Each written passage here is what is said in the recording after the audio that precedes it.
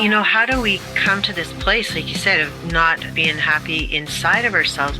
I think part of it goes back to like these ideas of independence, and you should be independent. And we've been made to feel bad if we're not independent.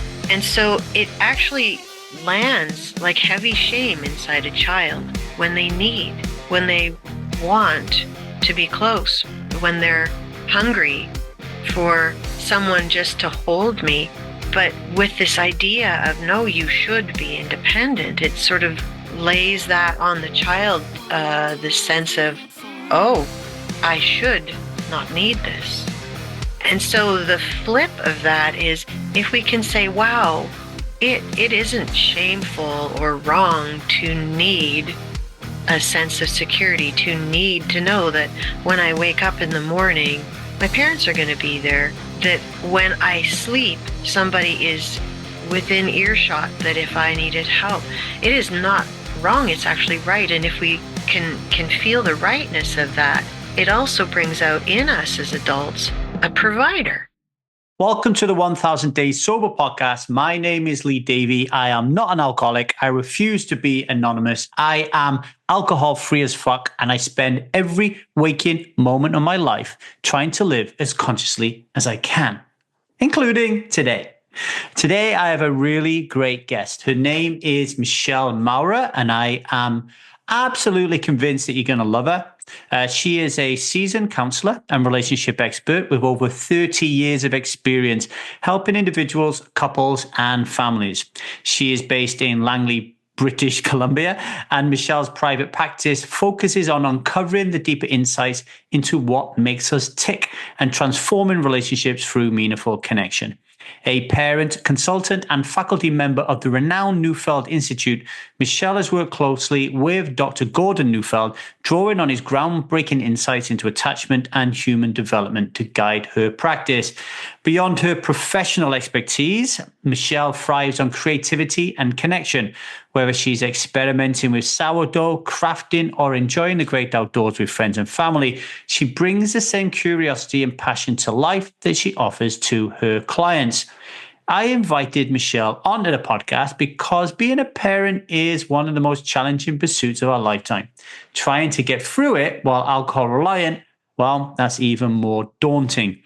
In our discussion, we cover attachment theory, including personal and depersonalized attachment, the culture of independence, how to navigate differing parental styles, how to foster compassion between parents, whether or not both parents need to be attached to their child, making mistakes and dealing with regret and shame, the difference between feelings and emotion.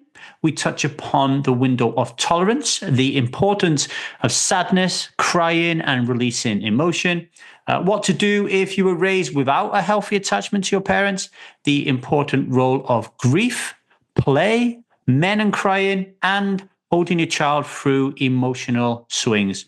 If you want to work with Michele, you can find her at resilienccft.com.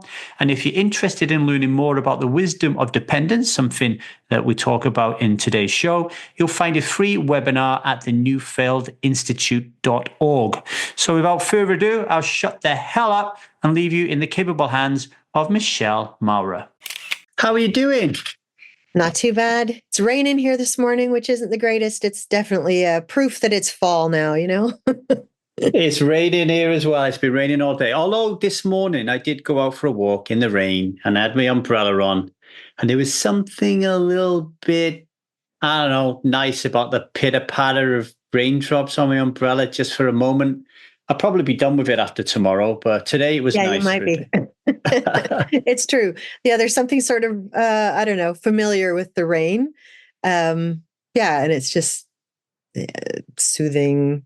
I say if you live in a place where it rains a lot, just get the equipment. Don't let it stop you from enjoying. Exactly. So I've done a little bio before this started, but, just in case people didn't want to listen to my dulcet tones, tell people a little bit about what you do, what you're about, Michele. Sure. I'm a parent. I'm married for many years. I work as a counselor and parent consultant. And the last A little over 10 years. I've really been sort of taking a deep dive into understanding people through a developmental and attachment lens, and working quite closely with Gordon Neufeld at the Neufeld Institute, doing a lot of courses and things like that. Just I really enjoy talking to people in a way that kind of helps make sense of themselves, whether it's individually in my office, or if it's in a conversation with friends, or professionally, talking with other people and supporting other people to kind of go, oh, yeah, it's kind of nice to understand how come we spin the way we spin, and, step into it all the time. Like, why did I do that again? Yeah. I just find, your job must be so satisfying. And I love anything to do with parenting and relationships, as difficult and challenging as they are. I love filling out the Rubik's Cube of them. I quite agree. Yeah, I do find it very satisfying. And hopefully the people I'm talking with do as well. Do you deal with and work with blended families as well? Families of divorce that then go up and, oh, that's all excellent, because something came up with one of my clients this week. So we'll be able to have a chat about that. Yeah. Yeah, well, I think, it's interesting the kind of things that we end up talking about in a family where both of the adults in the family are not the biological parents of the children. There's all kinds of interesting attachment things. We sometimes end up with that. Even some of the same issues happen inside a family where the two parents are the biological parents. It's just it certainly adds some complexity when one of the adults in the family is new to the relationship, and certainly introduces things. I don't know if there's a pattern that includes alcohol reliance, or this pattern is just human beings in general. But in my community of Strive over the last 10 years, there's a high number of people who have suffered from alcohol reliance, who are in blended family situations.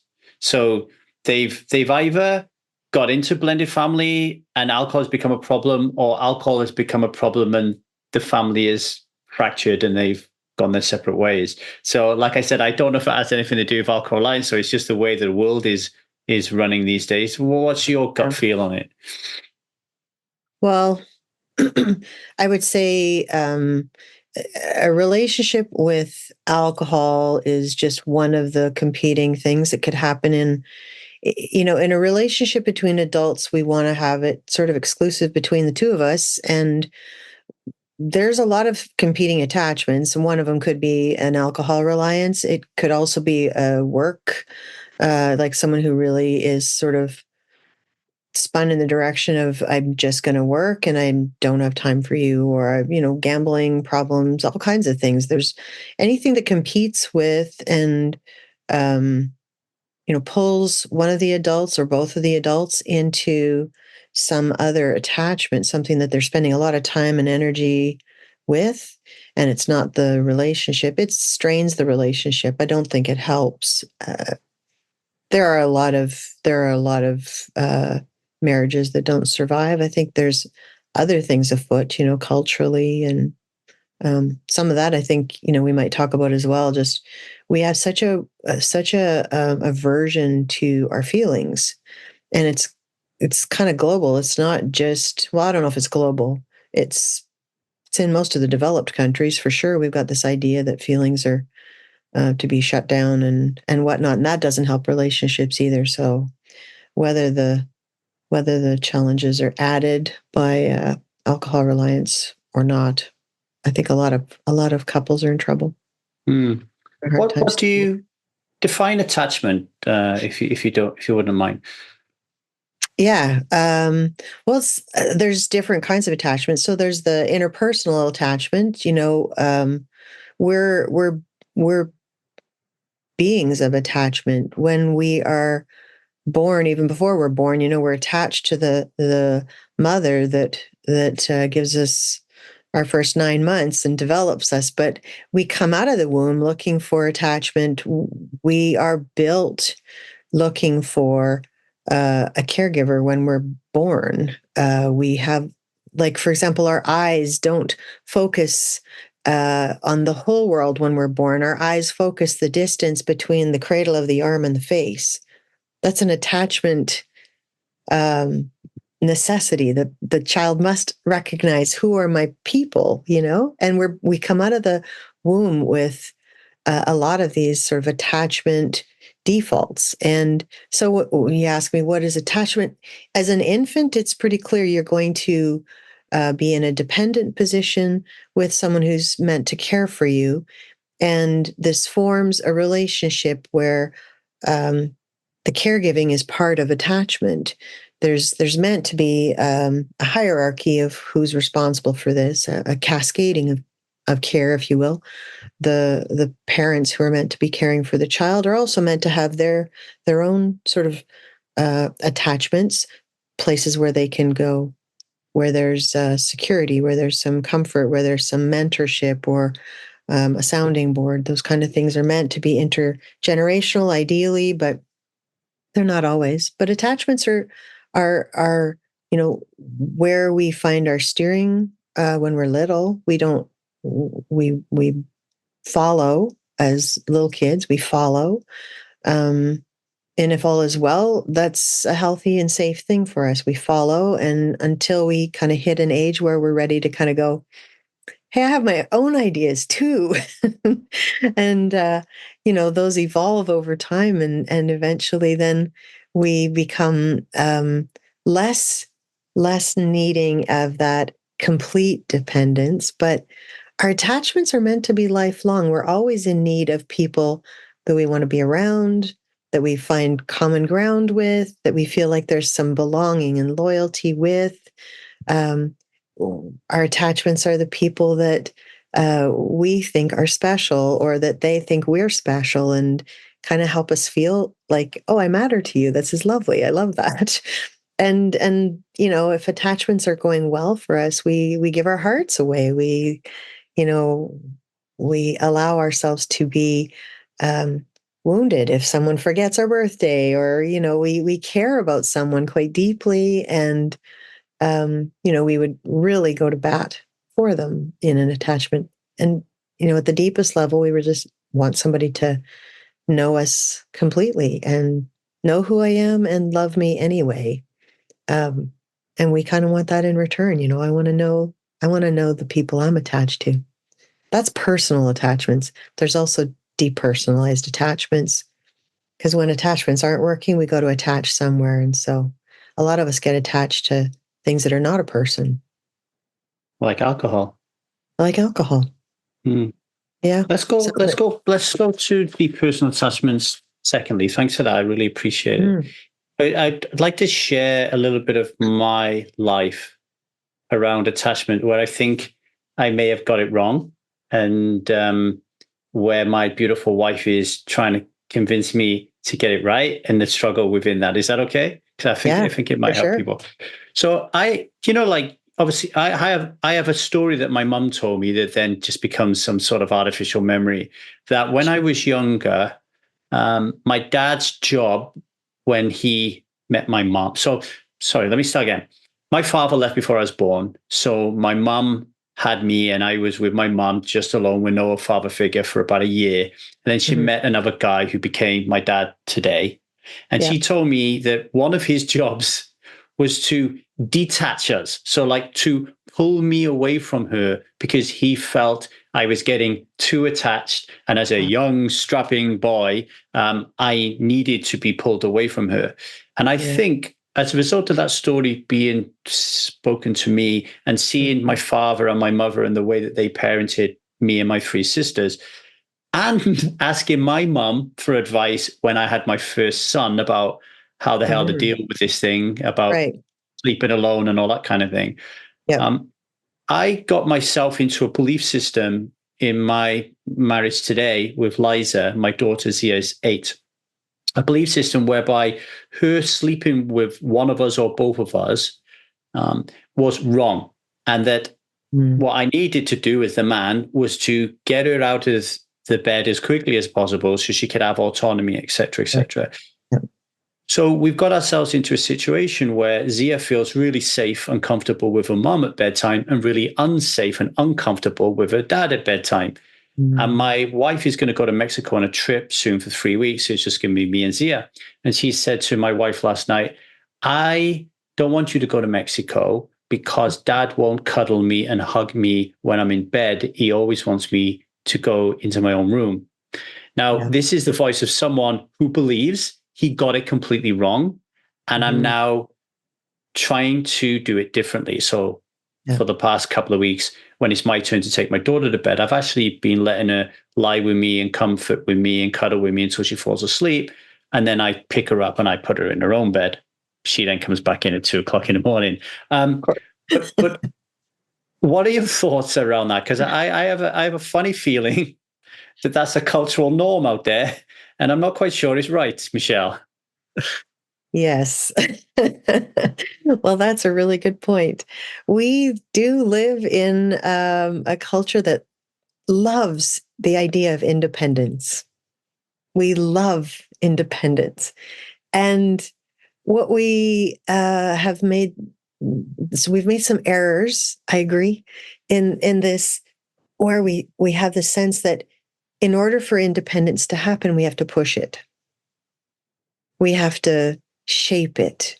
We have to expose our kids to it to make it happen. And like it's a widespread idea. So it's not a surprise that, many people today, that's where they think that's their job as a parent, is, to help our kids to become independent. And that's not incorrect. We do want to help our kids become independent. It's just that independence is one of the outcomes of feeling secure. And if you think about it,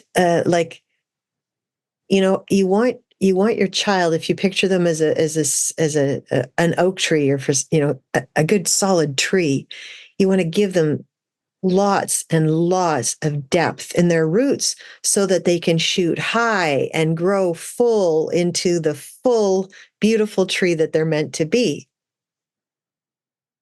We don't have to pull up a child and place them away from us for them to grow. I mean, if we keep their sense of connection to us, kind of, don't hang on to this too tight, honey. You're going to need to be your own plant over there somewhere. The roots get kind of shallow, and they'll look for more desperately access to. I need to have somebody, and if we give them those full roots, nature actually has a big plan for us. Nature and our maturation naturally develops us so that we yearn to be our own person. Me do it, when they're little, me do it. And then, when you turn your back and they're 5 and they're trying to figure out how to get up into the top shelves because they want to make their own sandwich or something. Those are good signs that your child has deep enough roots that they're stretching themselves, There's this energy in them that I want to become my own self. But that comes when there's enough security below them that, if I stretch and I blow it, that you're going to be there with me. So we really actually foster independence by trusting that the natural evolution, when we provide really solid roots for our kids, is that they're going to want to leave home. They're going to want to buy their own bread and jam and do their own thing, That comes from a place of that security that we build. It's like we build a womb around them through attachment so that they continue to grow into this. Yeah, I can't stand living in your house anymore. I want to have my own this or that, But I think we started down this path quite a few years ago, as I love that my mentor and teacher, Gordon Neufeld, spends a lot of time reading historical things and looking into how things got there. But he says John Locke, long time ago, 3+ hundred years ago, was quite influential. He had apparently not a very happy attachment story. He wasn't in a happy marriage. I don't think he was even married. He didn't have a happy childhood. So he didn't trust roots. He didn't trust, attachment.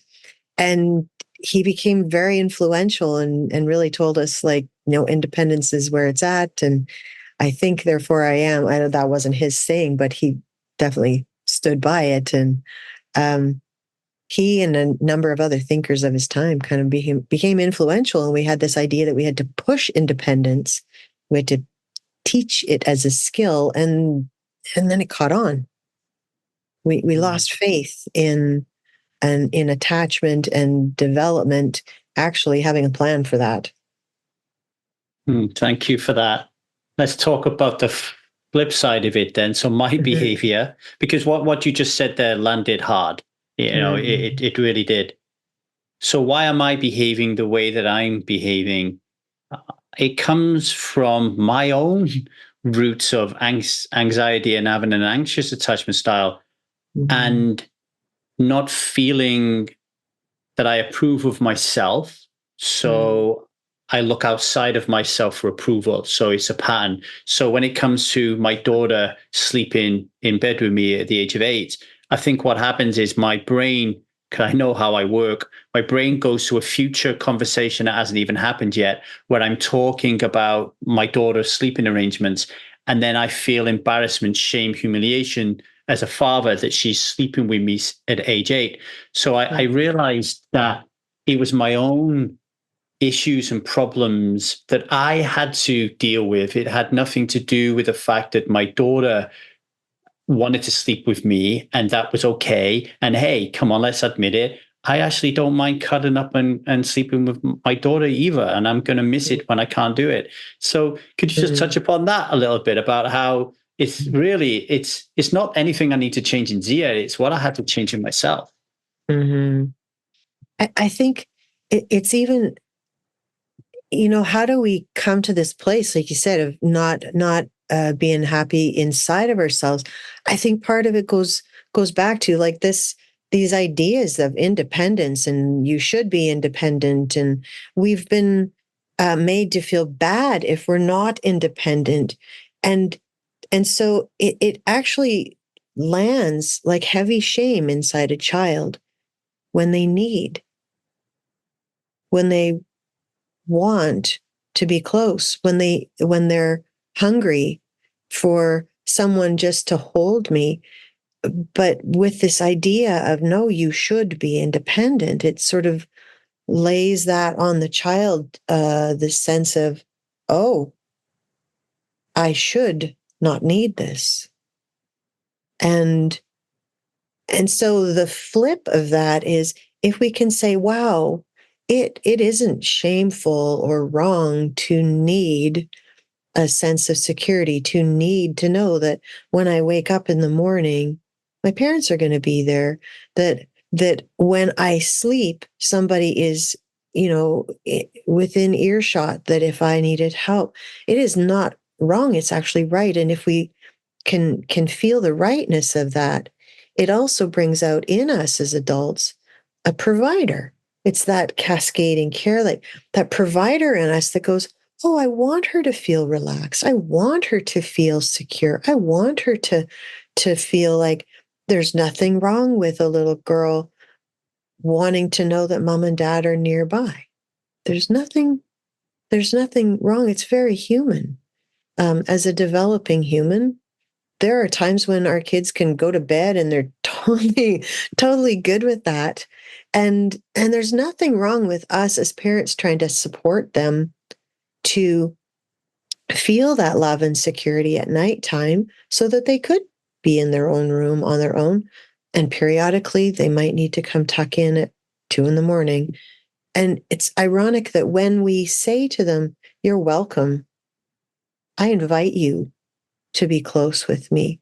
I'm going to actually make it my job to help you feel cared for and loved and connected to me as you sleep and in the morning, for you to have confidence that I'm going to be here with you having breakfast, to say, this is my job. You don't have to worry about this. It ironically actually gives them the deep roots and that sense of, oh, I could stretch then. I love what you said about it just happens organically, because I actually see that in my daughter. Mm. So when I'm in what I call self and I'm more conscious and more grounded, more present, I see all that in her. But when I'm, like, to borrow terminology from internal family systems, when I'm parts activated, when I'm in my ego, all I see is myself or my own worries and my own concerns. And the number of fights me and Liza have had over the last 8 years, like with me saying, yeah, you created this by sleeping with her. So now when it's my turn, I have to deal with all this trauma. And now we've got to a point where I can see how what she's doing in developing this really strong attachment between the two of them. I'm quite envious of it now, because I'm the one that has to have the battles. So, these things are important, not just because of the relationship between dad and daughter, but the fights between parents over how to parent. So let me ask you, you probably come across this so often. Some tips, I probably do. yeah, some tips and advice on how parents with different parenting styles can come together to not fight, I guess, and have a way of both being heard and felt the seen, and raise a child with a healthy attachment. Well, and I guess even the question, we don't actually have to be identical. We don't have to be cookie cutters to each other. Children figure it out from really early on. If I want cookies, I'm going to daddy.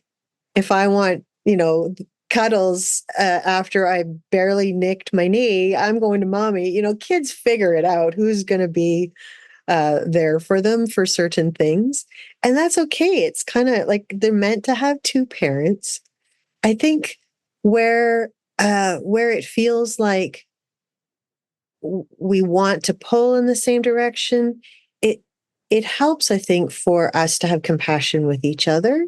The parts of each of us that feel insecure or worried, that my child's going to, still be going to college and sleeping with me, needing to come and wake us up in the middle of the night. Like the part of me that feels like that's embarrassing. People are going to look down on me, or like I might be doing something wrong as a parent because that's not how it was done. Like whatever the what we want as parents is to be able to come to each other's side and go, what gets stirred up for you? What feels unbearable in these moments? What's happening?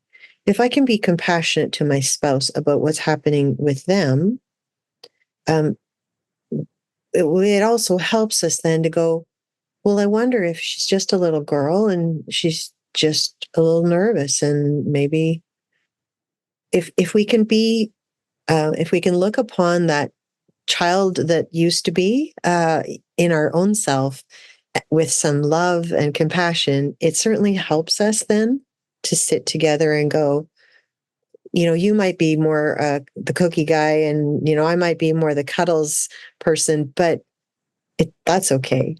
And it's okay if sometimes you parent in a way that's different from how I would do it. Ultimately, we want to both see our child as in need of us, and that we want to invite the child to lean on us so that they grow to their full potential. It's helpful if we can come to that together. We don't always totally get it. As long as a child has one really solid adult they can manage, that's kind of what they find in all the studies. They look at all these studies, what's the thing that makes a difference between the kids that are, dropping out of school and the ones that are getting in trouble with the law and the ones that are using substance at the age of, 6. What's the difference? The kids that go on and have a pretty okay life, have at least one adult that they're close to. So I talk to lots of parents where they're like, boy, I don't think my spouse is going to come on board with this. They don't have to come on board with all of it. They just have to maybe trust me that I'm going to do something, that's got some pretty good following and pretty good evidence behind it. And if you can just try and play nice with me. We do try to warm up to our spouse and help them warm up to the child, but children can manage with one really solid attachment, which is Thank helpful. God for my wife. No, it's funny because my wife worries a lot, like about the future of our daughter, and I always say, "You kidding me? She's won the parenting lottery." I mean, I'd look at you and witness what you're doing. You're an amazing teacher to me. You're a beautiful parent with boundaries. Like it's crazy. What I notice, which again I always try to share with people because I think it's really important, is my wife has so much to teach me just from that natural nurturance that she's had from the moment we had a home birth and I saw her manage that whole thing, like such a powerful goddess, right? And I have so much to learn from her. But what blocked that for many years was my own inner children who just didn't want her to be right. Like there was the battle in the relationship of my own parts that got triggered and activated by the way that, by her part, I guess, really prevented me from taking more of an advantage. So I was more of her combatant than I was as her partner. But I guess the message I want to give to people is like, it's never too late. We're really getting much, much better now as partners. And that leads me on to something else, actually. You get a lot of people in my community who've been drinking for me, myself, my son, I drank throughout his entire life and don't think I was present for him, although he's got no complaints. Regrets, shame. What would your advice be to people who think they did it all wrong, especially when they were using alcohol and that kind of thing? Yeah. Well, this is it's painful, right? To look back, and we all make errors in our journey as parents. I think some of it is like self acceptance and forgiveness, that I got to where I got to for a reason. It's important for me then to figure out, how did I get there, and where do I want to go now? I work sometimes with parents who are, in their 50s, 60s, and 70s, trying to come back around to their children who are fully adults and sometimes parents themselves. And, even then, talking to very successful 40-year-olds who are parenting and doing their darndest to be good parents, but the relationship with their parent was very wounding, and not that that's how anyone wanted it to be, but the parent wasn't able to show up for their kids at the time. But even at 40 years of age plus, speaking to a son saying, my goodness, I want my mother. Like, I want to have a mother. And, having some compassion himself, was able to go, I get it. There was lots going on for my mom. She couldn't show up the way that she wanted to, but it mattered still at the age of 40 for him to say, it matters that my mom cares to show up, that she cares about me enough, even now, to go, hey, I know, and I'll share with you a little bit more than I would share you, when you were a little guy, but I still love you. I've always loved you. I've messed up, but still want to. And yeah, so it's not easy at that age, but it's always still possible, even right up to the deathbed. I think people are looking for that moment of peace with their parent, that opportunity to kind of say, if I was to do it over again, I'd do some things different, but I still think I love you. This is why when I see my parents with with their grandkid, my children, I'm like, are you kidding me? Are you kidding me? This is not how it worked when I was younger. Yeah. And it's almost like it's a second chance for them. Plus, they've grown and they've learned from you as well. I know it's really hard for my mom, especially my mom's very good at keeping her distance. So Mm. like she'll see what I'm doing with my kids and she might not agree with it, but she doesn't say anything. She just keeps her distance, you Yeah. know? And then she'll ask permission to do or say certain things when she's with, and I really love that about her. That's And my great. dad in particular, I see him communicate with my kids. He never communicated with me that I remember in the 18 years I lived in his house. It's quite beautiful that you get that second chance, right? It is kind of beautiful. Yeah. And I think there's some maturing that happens over time, and, that hopefully ability to kind of look back and reflect and kind of go, okay, maybe we were being moved by things that didn't really work for us growing up. And now as adults, our children have grown, and now maybe we do see it different. We're not responsible 100% either as grandparents, right? We've got a little bit more liberty to play. I think that frees us up a ton when we can get into play with Well, children. I guess their lives are different as well. This could be a nice segue into feeling and emotion. Mm. So I said about my dad. So my dad's one of these stereotypical hard ass dads who I was scared of, not in a physical sense, but just the authoritarian sense, right? Yeah. Don't want Like to I could, displease them.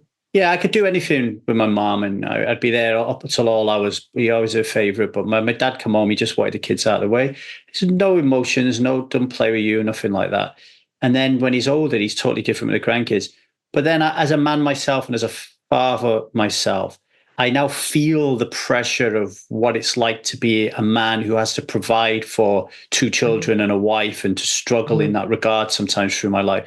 And I think, holy cow, my dad earned nothing compared to what I did, even if you take in consideration the years gone by. He didn't have Mhm. any of the skills that I got now, none of the opportunities to access this information. His Yeah. upbringing was much more brutal than mine was. And he had Mhm. four kids, so you realize that the emotions and the feelings that he was going through, especially around anxiety, depression, overwhelm, Mm. it must be really difficult for him to try to connect with himself, let alone connect with his kids. So I Yeah. wanted to use that as a segue around emotion and Mhm. feeling with parents and how it impacts their kids. Maybe we could start by, what is the difference between feelings and emotions? I've always assumed they're the same thing, but I Yeah. know you don't have that view, right? No, I don't. Well, we confuse the words Mm, as if they are the same thing. Emotion is automatic. We are moved by emotion. Think of the word motion, emotion. Something moves us. Emotion moves us. We sense things in our environment. We sense things internally. Um, and it kicks off a bit of chemistry in the body. Our body responds to what's coming up with a movement inside of us. That's the emotion part. So that's some of the really core ones that even if you sort of, this is terrible, rats experiments, but they remove the whole thinking part of the brain and they just leave the reptilian part of the brain, the amygdala and the limbic system. Rats will still experience frustration. They'll still experience alarm. They'll still experience a pursuit to be around other rats. Those ones are our core emotions. They move us to try and change things. If it's frustrating, this is not working for me. I'm trying to change things. If it's alarm, I'm trying to, be cautious, be careful, be safe. Um, and if it's pursuit, that like wanting to be close, we don't usually even talk about pursuit as an emotion, but it's like seeking proximity. we will, without even being aware that we're doing so, we will be moved to one of these emotions. But we might not be aware of any of it. So only when the brain goes, yeah, this is a good time for us to be aware of what's going on in our body, then it comes up to the thinking brain, that the brain goes, whoa, like my shoulders are all tight, my jaw's clenched, my fists are like this. I must be upset. I must be frustrated. Then when I'm aware of it, I could go, I am frustrated. If I can tolerate, this is like window of tolerance kind of stuff. If I can tolerate feeling what's going on in my body, I can go, yeah, this is super frustrating. And maybe I can actually sit with it and I can feel it. But that's a conscious feeling, is a conscious thing that only happens when the time is right. There's lots of times where we will not have any feeling of the emotion that's moving us. So you can, like a classic example, you can see, picture a adolescent who, kind of walks in the room, stormy footsteps, tossing things around, tone of voice is just, you can kind of get the sense. And as the well-meaning adult in the room, you might go, are you upset? No. Well, some of us get into an argument then with this adolescent. You are too. Your feet are stomping. You've just tossed things around, your tone of voice. The thing is, the adolescent may not be feeling what their body is doing. They may not be aware of it. And this happens sometimes when we're in stress mode. So when we're, like you said, a father with 4 kids, and maybe the finances are pretty tight, and maybe there's also like a lot of pressure, those internal pressures, the idea that other people expect certain things, all kinds of stuff. If I'm in work mode, I have to get something done, I feel sort of pushed and under some pressure, I may not have the luxury of sitting there going, wow, my life's kind of frustrating. Like, I feel pretty frustrated right now. I may not have the luxury. The brain may say, get to work. You got work to do. This isn't the time. No one is going to come and sit beside you and put their hand on your shoulder and say, you're right. My goodness, that's been a really tough day. This is going to be a difficult evening. All 4 of our kids are wired, or all of them are hungry and we don't have enough. Like, if I'm in work mode, trying to get stuff done, feeling some pressure to get things done, the brain may not have the luxury, may not feel anything. So we can go through, after disasters and stuff, earthquakes and things like that, people are in work mode. They won't feel their exhaustion. They won't feel their hunger even. They won't feel their bladder pressure even. We can go through a lot of stress, things that are difficult where we're in work mode. We don't even notice our internal physical states, never mind emotional states. So when we're under a lot of stress, the stress response is actually to feel less. We won't feel, and sometimes then at the end of the day we will, and it's kind of overwhelming, and then we want to escape that because it's unbearable. There's two things on that actually. I was thinking, one, drinking alcohol. So you got me thinking that obviously when I help people to stop drinking alcohol, one of the things that I try to help them to do is to feel their feelings through the completion. But what I didn't really put together was usually what's happening is they're feeling emotion, and the emotion is leading to the habituation of drinking. They don't even know that they're feeling. And but it's only when we get them to feeling that they can start to do the work to try to feel and realize that they're not going to die, that they're human. They were designed to be able to deal with these feelings. But the emotion is biological. it hits them straight away, and then they go drink. Then the other thing I was thinking when you were saying about going through prolonged periods of time or a natural disaster or something, I work. I do many things to earn money, and one of them is I am a TV producer and documentary filmmaker.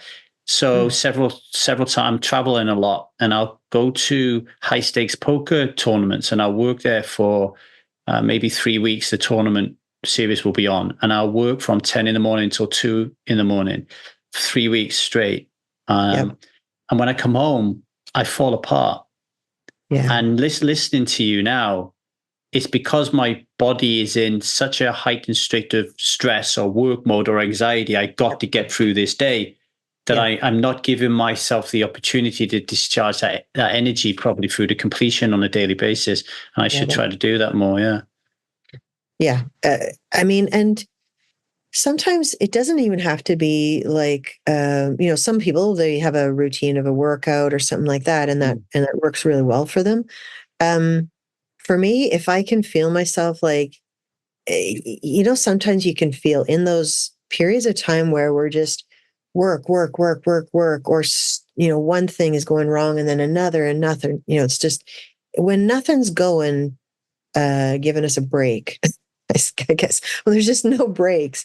And we tend to get a little bit more frustrated. We tend to be a little bit more short with people. Irritable, all those kind of things are much more likely. This is also why kids are like highly alarmed at nighttime. Maybe they haven't had a discharge, so all the emotion is still there at the end of the day.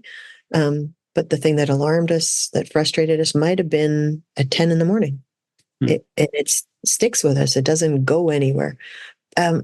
Sometimes when I notice that I'm kind of feeling short, or I can sort of notice the sound going through my head is like grumpy and critical of other people, and I'm just irritable. I know that one of the good clearinghouses for all that emotion that's running through me, for me, but it's not just my personal thing. This is pretty universal. We are built for this, like you said, Lee.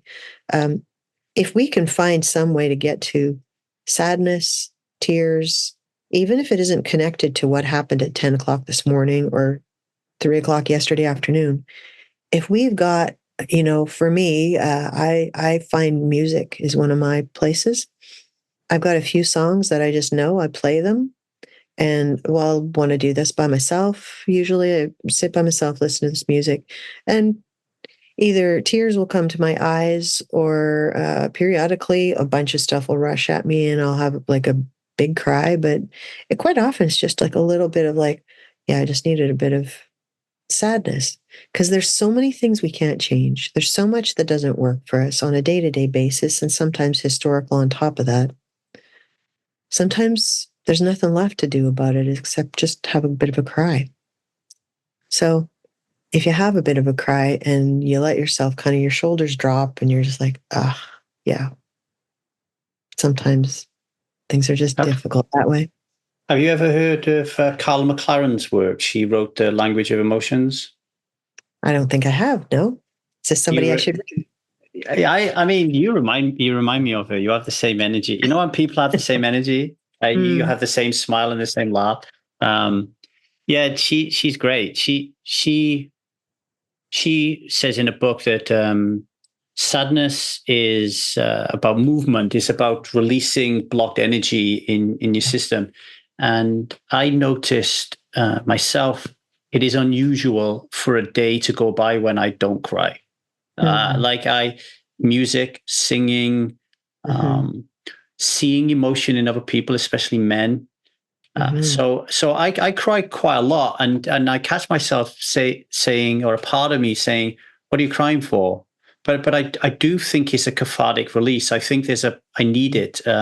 I don't think there's particularly anything wrong with me. It might be a sign, slow down or something, but it's like movement, it's flow. It's like, we got to get this blockage going. So I'm with you. Cry and scream. The other one in this house is scream is another good one. It's so funny. The three of us scream here. It's like it's It's so funny.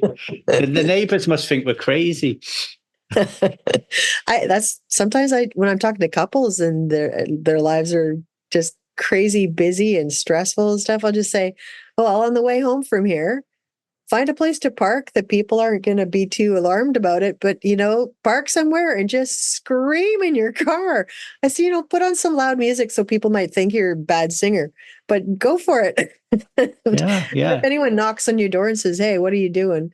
You can give them my business card. Just tell them I told them that it's okay to do that. I love it. I mean, earlier on, I know I'm going back a bit, but I think it's an important piece to sign off.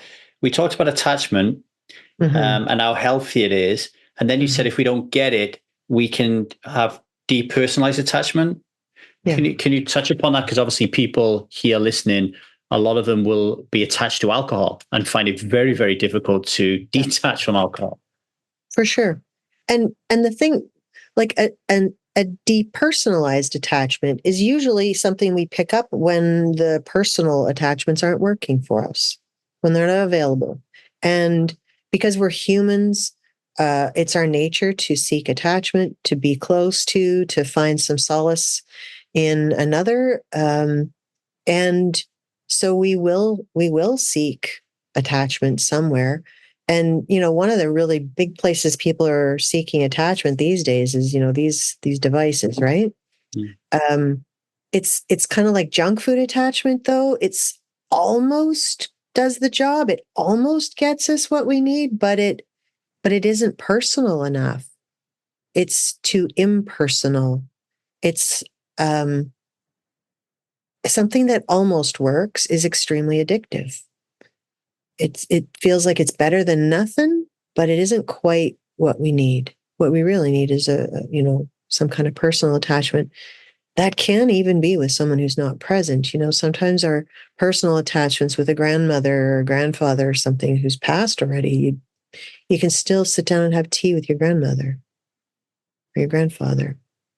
Go for a walk in the forest or do a work project or something with that person who maybe was an attachment, a legitimate personal attachment.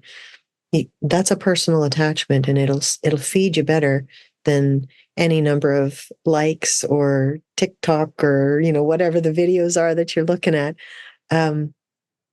We will seek those because we can't deal with the void. It's unbearable to have absence in our attachments. It's unbearable. And that's what's so incredibly vulnerable and painful for us. So we'll seek something. It's really interesting because myself, when I think back on my addiction story, I've been addicted to cigarettes, alcohol, gambling, pornography, sugar. I would say that right now, I'm kind of done with sugar. I go through phases of being done with sugar for 3 to 4 years and kind of go back to it. But at the moment, I'm on my done with sugar phase as I reach 50. But it's not something that I've really thought too much about actually until you just mentioned it. But as someone who I would say didn't have a healthy attachment with my parents growing up, one of 4 kids, not having a father who was like that, and mum doing her very best to get around 4 kids, which must be a nightmare. I wonder if that's part of it, that you quit alcohol, you attach to alcohol and then you decide to quit, but you still need something because that you still haven't got that, you haven't repaired that, I guess, and then you find it in sugar. So I guess one of the questions is that I'd love you to touch upon for the people at home. If you have not been raised with a healthy attachment, what do you do? Like as you get in your 30s, 40s, 50s, how do you turn that around? Well, I mean, it's interesting. We just finished talking about this, the grieving, the sadness.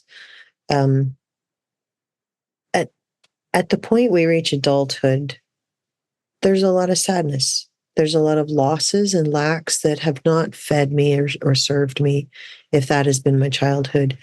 And the void that's incredibly vulnerable and moves us into all kinds of seeking behavior Um, yeah, I think that there's really no getting around it. In a way, it's a grief journey. When I work with adults, almost all adults have some grieving to do that we don't necessarily, as society, talk about. People kind of poo-poo the idea. Oh, it makes feel sorry for yourself. Oh, wow, wow. Like we kind of this is part of the backlash against feeling and emotion. We've sort of implied that it's weak or not okay. It's just it is the path to recovery. Is certainly a inviting to authentically go back to, okay, you know what that is. It's I have some things to grieve. What could And what could they do? Because they probably wouldn't know what to do. Like, what would they? I mean, obviously, seeing a coach or a therapist or something. But is there anything they can do themselves? yeah, there is. I think some of it.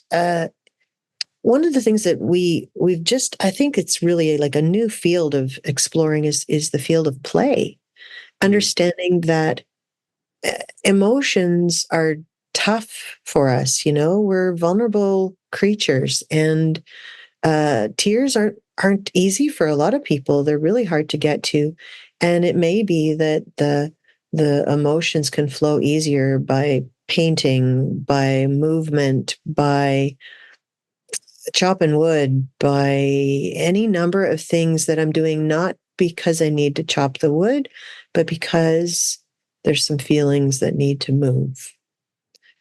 So an individual, I often will ask people, what was your bent when you were a kid? What did you want to do? Were you a screamer? Were you a painter? Were you a poet? Were you a dancer? Were you a kid that went and threw rocks in the stream? Were you, what was where were you going to get emotion to move when you were an adolescent? Because that is an answer for you now, that you go find some of the places to let emotion move. And you look for people that aren't afraid of emotion, whether it's a therapist, a coach, or whether it's, one of the people that's written about it or some of the people that are talking about it. And you just find someone who's not afraid of emotion, who can walk along beside you and invite your tears and not be freaked out about them. Yeah, Yeah. I like that. Mhm. There's nothing more satisfying for me when I'm working with men and they feel safe enough to just fall apart and Mhm. just feeling held. And Mhm. afterwards, for several days afterwards, there's just this feeling of what the heck just happened, like a lightness, like something's, men especially, they Yeah, feel the societal conditioning to hold it all in, right? for sure. Even as little boys, they're Mm. conditioned to not cry. And, if they do, there's some insults thrown at them and such. So for sure, boys and men are quite influenced by this idea that you're not supposed to cry. Uh, it is our path to uh, lightening our load, so that the separations that we faced as children, the lacks that we faced as children, are not so heavy and unbearable. That we know, you know what? When I have a good cry, something happens inside of me that goes, "Oh, that didn't kill you. Wow, cool." And then the next time, it's a little easier to go there and go, "Yeah, that didn't kill me either." And so then I can maybe do this over and over again, and it doesn't kill me, and that's kind of cool. It builds a bit of resilience. It helps us to not feel quite so flooded when we encounter those moments where we're like, it's not quite so unbearable, because we know, actually I can bear that. Um, yeah, and then eventually we're not as in need of having someone walk beside us when we go into the forest to have a good cry either. We will get to a place where it's like, yeah, I can just bring my granddad along with me, mentally, emotionally with me. We become a little bit more um, able to attach to me, myself, who I am, my intentions, where I want to go in my life. But that's a ways from where people start. Yeah, for sure. Coming up to the hour, I guess what I'd like to finish on is children and their emotion and how parents can better manage themselves around that and what they need to know and learn. I'll give you an example. On Sunday, I told my daughter, because it was raining, that we would get an Uber to go swimming. Mm-hmm. But then I looked outside and it was stopped raining. So I'm on a walk. I could try to get Zia out walking as often as I can. So I said, "Come, we're going to walk." And Zia told me that she wasn't going to walk. She was going to get an Uber. And as she sat there defiant that she wasn't going to move, the clock kept ticking. I realized she was going to be late. And I hit that moment where I was trying to not lose it, trying to stay in my self energy, and I got lost. I didn't know what to do. And I ended up upsetting her. And then Mum came to the rescue. Mum came to the rescue. And then we ended up walking and everything was all right. But yeah, when you have a child who has strong emotions and then they get kind of stuck, what's the parent's role? How can I better deal with that? How could I have done a better job? Well, there's no getting around it. This child that you care about and you want to raise into a good human, you want them to get to that lesson, it pokes at us. It's like, nothing pokes at us more than that, I think. And so, have some grace for yourself that this pokes at you, because it pokes at all parents when their kids kind of, absolutely not going to go with the plan you had. And then sometimes we have to be prepared to switch direction. The attachment here, the child I'm developing, actually has to take precedence over the getting to this class or getting out the door on time or whatever it is that's got us. Because sometimes, and I mean sometimes actually going into and coming alongside of her feelings helps her to be able to move forward too, because now she's got you and you're on her side. I mean, the ideal scenario would be you feel it coming up inside yourself. You can kind of go, wait a second, she's emotional, she's upset. This is a change of heart, change of plan. You go, you know what? You're right. We were going to do an Uber, and I bet that's really disappointing. Sounds like this is really a hard thing, a hard change of plans for you. You just come alongside of the emotion that she's got. Like, this is disappointing. I get it. And, maybe she needs to stomp or scream or something. And you just go, yeah, I get it. When people change plans on me, I'd probably be frustrated too if I was you. If you can get there, she's going to be like, oh, okay, right. You get me. You're with me.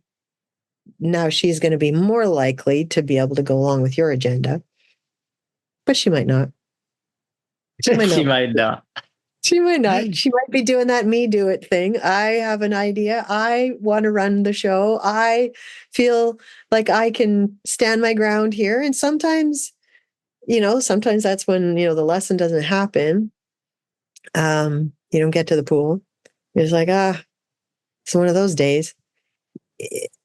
There's no simple straight answer, because I mean, the thing that you got to get to might be really important. And sometimes you just got to go, I know it really sucks to be a kid right now. And you drag her out to the car or drag her out to the sidewalk until she's like, okay, fine, I'm walking, but your child, the situation. You don't want to do harm. You want to keep the relationship good. And the thing with kids, just like adults, play helps them move through their emotions a little bit easier. If you can make anything a game, anything playful, fun, like we talked about your umbrella at the very beginning of this episode. If you try and count the sounds on the umbrella, or you make a song or a dance that you do with the umbrella while you're walking in the rain, anything that makes it a bit playful. How many puddles do you think we might find? Do you think we could count how many steps, or like any way we can make it fun helps move kids through those everyday horrible stuck points. But you also have to let them do you want to invite their feelings. Yeah. You want to do both. Sometimes I use play a lot. One of my roles in the household is to get her up and ready for school. Yeah. And I learned the hard way that just waking her up and saying, "Hey, Tia, do you want to play?" Every morning, 15 minutes, study and brush her teeth, straight upstairs, play, and then she gets ready and she's down for breakfast, no problem. Yeah. That's doing relationship first, and that's where we got to start. Yeah. Michele, I flew by. I really enjoyed it. I said earlier on, you reminded me of Carla McLaren, but you are your own person. You've got a beautiful energy about you. How can people connect with you if they want to work with you?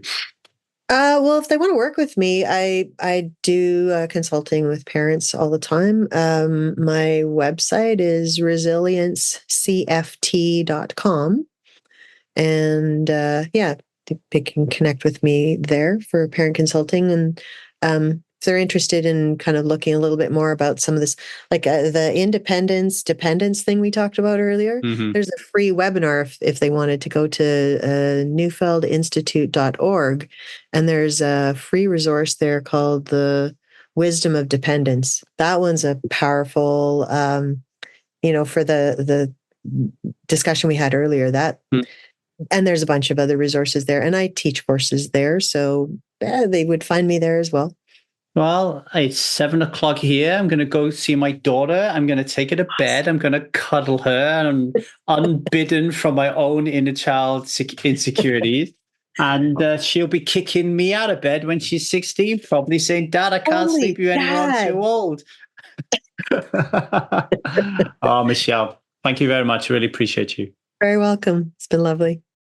I hope you enjoyed that episode. Just a few thank yous. First of all, I want to thank you guys and girls for listening to this podcast and being supporters of it.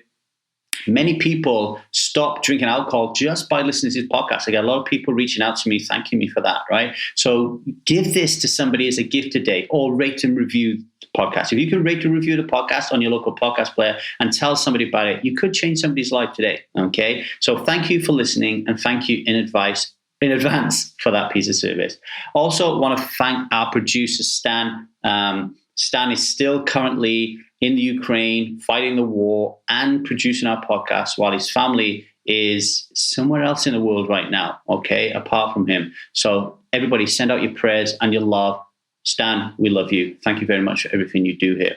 For you out there, if you are starting to think about, contemplate, reflect on your relationship with alcohol, you do not have to do this alone. Yes, you drink alone, but you don't have to stop alone, okay? And if alcohol is not your thing, but you are starting to feel that you actually are living a parts-led life, the ego is getting in the way too much, so you're not happy with the way life is going, then reach out to us at thestrivemethod@gmail.com. Just say, Lee, and just tell me what is on your mind, and we'll start to have that conversation.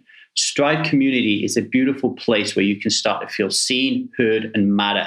It's where you can get community, and it's where you can start practicing what we call the 8 C's of self, our core values, right? Of creativity, curiosity, connection, compassion, courage. I can't remember the rest of them, but there's 8 of them, right?